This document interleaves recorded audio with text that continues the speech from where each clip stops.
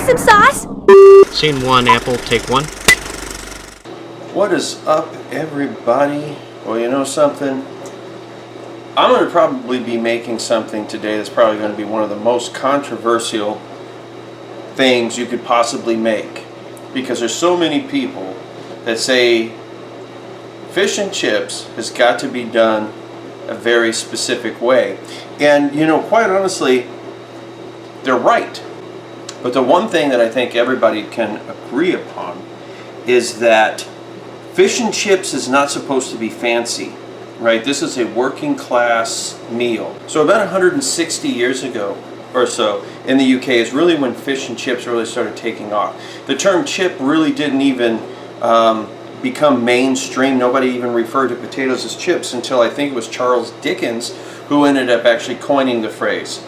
Fish and chips is in many ways a lot like Spam is perhaps to the United States. There's not only something that is easily made and you can get it at a fast food place or at a pub, but it's also, there's historical significance to it, right? Cultural, historical significance to it. During World War I, you know, that was the one thing that they weren't trying to ration out. You know, they wanted to make sure everybody could get fed, so everybody was eating fish and chips during that time. And even during World War II. So fish and chips is a long history there in the UK, and so people take it real serious. I know this is a long introduction to this, but I'm just letting you guys know I'm going to do my best to make a very, very good fish and chips, trying to keep it authentic, even though there's different ways of doing this, okay? And I think the important thing to keep in mind is don't get too fancy. Don't get too fancy with it, because if you do, at that point it becomes posh. And this is a working class meal. You don't get posh with working class. So the first thing we're going to do is we're going to make a batter. And there's two different ways that you can go about doing this, okay? You can go water, flour, okay? And I'm sorry, there is noise in the back. I'm washing dishes with my dishwasher. You can go water and flour, okay? So that would be one. Another one that you could do would be a beer batter. So we're going to end up doing a beer batter on this. The beer is going to end up making it a little bit more fluffy. Pour some flour inside here. And inside this flour, we're going to put some salt, a little bit of black pepper. And at this point, you pretty much just want to go ahead and mix this stuff up, okay? This is basic as you're going to get right here, okay? And this is probably one of the most traditional. It's just what we got here. We're not getting fancy. We're not putting onion. We're not putting garlic. We're not putting paprika. We're not putting turmeric. We're not doing anything. We're just keeping it real simple. I'm going to be using, right now, I mean, you can use an English beer if you want to or whatever, or an Irish. But I'm going to be adding some just straight up Coors. It says banquet beer. If we use this right now, the batter is going to be much more fluffy. Okay, it's going to be a lot fluffier. If we let this set for a little bit, it won't be quite as fluffy. If we let it set for a long time, it'll be like using water. The only difference is we're going to end up having a little bit of that beer, that yeasty portion of the beer. So I'm going to cover this because I'm going to go halfway, and I'm going to let this is actually going to thicken a little bit as it sits. Let me add a little bit more beer. And then when it's time for us to actually start doing the frying, that's when we'll pull this out and we'll use it again.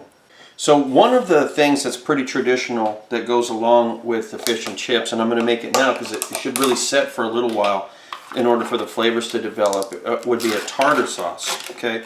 Now you can go out and you can buy a tartar sauce if you want to. You can make your own. Ain't much to it really, just a little bit of mayonnaise and some gherkins, sweet pickle relish would work. You know, a little bit of onion, stuff like that, okay? Ain't really too much to it. Maybe a little bit of lemon, okay? Maybe capers, depending on what you're used to. I'm going to be making a sauce that is kind of like my go-to dill sauce, okay? And I'm going to be adding mayo to this, okay? I'm going to be adding sour cream to this as well, and I know some of you guys are freaking out. You're like, oh my god, you know, how can you? Well, this is like I said, my go-to dip, Okay, this is my sauce for myself. This is definitely not traditional. I'm just showing you how I go about doing it. It's a dill sauce. And now we're going to put some dill in there. This is chopped dill paste. A little bit of salt. That's a little bit of sugar. If you want to put black pepper in this and you want to put garlic powder and onion powder, knock yourself out. This is apple cider vinegar. I'm essentially making something really close to a ranch, but it's more dill, right? Okay, well I had just tasted that, and to me that's orgasmic, all right? So, okay, so now before the fish ends up being dipped into the batter, we want to take some of the moisture off, and we want to kind of create like a gluey or a gooey surface. So what I'm going to do is I'm going to put some flour, okay, down here. Okay, so these are going to be what we're going to be using for the chips, and this is a russet potato. It's got a lot of starch in it. Okay, it's a lot drier. You don't want to use like a waxy potato. A waxy potato would be kind of like a Yukon Gold or maybe like a red potato. We don't want that. We want something starchy like this. But I'm going to have to peel this potato. It's not traditional to have the potato peels, so I'm going to peel all these guys. Okay, so let's go ahead and cut these fries up. Now, keep in mind, this is a working class meal, right? And you might see people, like some chefs go, well, I'm going to come over here and I'm going to take this part off, and I'm going to take this part off, and I'm going to take this part off. And, you know, they're doing everything they can to try to make everything look like it's, you know, like a perfect chip or a perfect fry, you know. And so they'll do all this, but the reality is this is a working class meal, right? You can't go around, I'm going to eat this portion of the potato still. I'm not worried about it. I'm going to put this over here. This is going to be mine. You have to keep in mind, this is working class, right? They can't afford to cut pieces off just because they don't look good, you know. So you got to once again, you got to think like, hey man, I ain't got a whole lot of money. I ain't going to be wasteful. So first thing we're going to do though is we do want these to be a little bit larger than the American fry. The American fry would probably be really close to about that thickness right here, which is about 3/8 of an inch, something like that. We want this probably to be closer to about half. So here are our potatoes, and you'll see that they are a little bit bigger than the American fry. If you want to cut them thinner, you can cut them thinner, right? It's really preference, really. Remember how I said I'm gonna make some onion rings with this because I don't want to waste that stuff. So we got ourselves a onion here, and we're gonna cut that. And this is a little green, which is fine, whatever. I can live with it. Cut the ends off here. Get rid of the peel. And then now what we're going to do is we're going to end up cutting these guys to the size that we want these onion rings to be at. And this is only going to be for my wife. I can't have onion rings. So one onion, I'm pretty sure, is going to end up being enough. There is a side dish that is very common with fish and chips, and that's mushy peas or mushed peas. In the UK, I know it's popular to use dried peas, and then you soak it with some sodium bicarbonate, which is baking soda, and it helps kind of break some of those cell walls. It helps break it down a little bit. I'm going to be using frozen peas, okay? There's nothing wrong with it. It's going to work just fine. And what I've done is I put some water inside here, and I put a little salt inside here, and I've also ended up putting just about 1/4 teaspoon of baking soda. Not enough to adjust the flavor or anything, but enough to do a little chemistry, right? Because ultimately cooking is chemistry. And it's going to end up helping breaking down some of those cell walls and stuff like that. And I'm going to let this set for maybe an hour or so. It's going to thaw out. All the peas are going to thaw. And when it comes time to cook, all you got to do is just boil this for a little bit. And these peas are going to start breaking down. And when they do, we should be good to go. Worst case, we'll smash them with a potato smasher. Okay? But I don't think I'm going to have to do that much smashing with this. And there's also one other thing I'm going to be adding to this. I can add it now. And that's a little bit of butter. Butter and peas is awesome sauce. So now I'm going to go ahead and I'm just going to cook these for maybe an hour, hour and a half or so on a medium-low flame. If it looks like the water is disappearing, I'll just go ahead and add a little bit more to it. But I want those peas to break down. And the only thing that's going to really make that happen right now is allowing the heat to do it and let them get overly soft. So let's just let the magic of fire do its job. So they're getting much closer. All you got to do really is stir it. They almost fall apart. Okay, I'm just waiting for some of that water to leave, and as soon as it comes a little thicker, these are done. See, all you need is just a little bit of patience. Looks pretty good, and it tastes good too. Okay, so here's my cod. Not only because the pot that I'm going to be frying this in is a little bit smaller than normal, but also my wife is kind of little, and if I gave her a big piece, she's going to say it's too big. So I think that if I were to cut this in half, I think that would probably end up being better. But by cutting that in half, it'll look like she's getting double the amount when she really isn't. Okay. Now I'm only, like I said, I'm only doing this for the sake of my wife and for the size of the pot. You can keep it full size if you want. And now I'm going to put a little bit of salt. This is just sea salt on there. A little bit of black pepper. Flip it over. Do the exact same thing.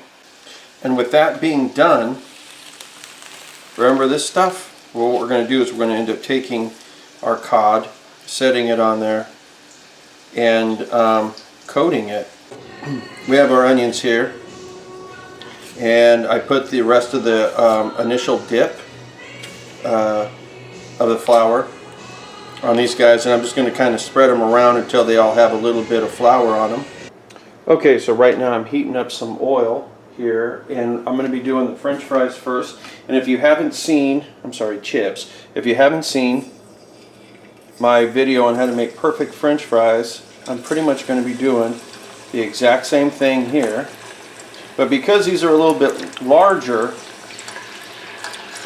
the first time around cooking, you're going to have to be a little bit more careful. I'm waiting for that to kind of calm down just a little bit because I don't want this to boil over. Essentially, what we want to do the first time around is we want to almost cook these guys. And then we're going to take them out and we're going to let them set for a minute or so. And we're going to put them back in, but at a higher temperature a little bit later. So, and by doing that, we'll ensure that this is completely cooked all the way through, as well as making sure that these are very crispy. Okay, so this first batch is about right, and so I'm going to go ahead and I'm going to take these fries out, these chips, if you will, and I'm going to put them on a cooling rack, just so they can kind of drain a little bit. And right now they feel a little soft. Okay, that's normal. And you remember our batter that we put in the refrigerator? Well, here it is. And now I'm going to take breaded, or I should say flour dipped cod, and put it inside here. And what I'm doing here is identical to what I'm going to be doing with the onion rings. Now there's going to be some people that say you should just try to cook them all the way through on the first boil, and that's fine. You can do that. I just like doing it this way because I know that it ends up making them really crispy. So they have been setting for a little while, and now I'm going to put them back in the oil. And then now we're going to go ahead and let these go all the way through with the cooking. When they're this large, you can actually end up frying them 3 times if you want to. But I think 2 will be just fine. Okay, so at this point, these chips, or fries, whatever you want to call them, look finished to me. When I grab them with the tongs, I feel like I'm holding on to sticks. Okay, so we got our oil hot. I got the fish, and I'm letting some of the batter kind of come off here, and then I'm going to slowly set it in here. I'm only going to put one in at a time because I don't want them to stick together. And we go ahead and we fry this until it is a golden brown, which that is pretty much a golden brown right now. And then once again, I'm going to put this on the cooling rack so that way it can get rid of a lot of that extra oil. And this is golden brown. So once again, this crispy bastard is going to end up going on the cooling rack. And then as far as the onion rings go, right now I'm tossing them in the new flavored batter because I want all of them to get coated. Here's some onion rings.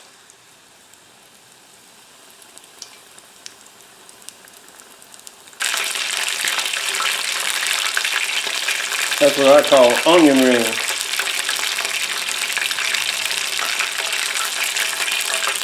And there you go, guys. Put a little bit of black pepper on this. So we got our cod, that's the fish. We got our fries, that's the chips. I even threw in some onion rings just for good measure. And of course we have our mushy peas. Not bad for a Yankee, huh? Not too shabby. My wife's going to kill me. She's going to say, that's too much fried food. I'm on a diet. But typically, you would serve this with maybe a little bit of lemon. Okay. You might end up using some malt vinegar with this. You could use some tartar sauce. And earlier you had seen the white sauce, the dill sauce that I ended up making. That's just my preference. My wife is probably not going to want anything except for maybe vinegar or maybe a little bit of lemon. But that is that, guys. And hopefully you enjoyed it. And if so, make sure you click like and make sure you hit that subscribe button. But anyway, guys, till next time, I will talk to you later.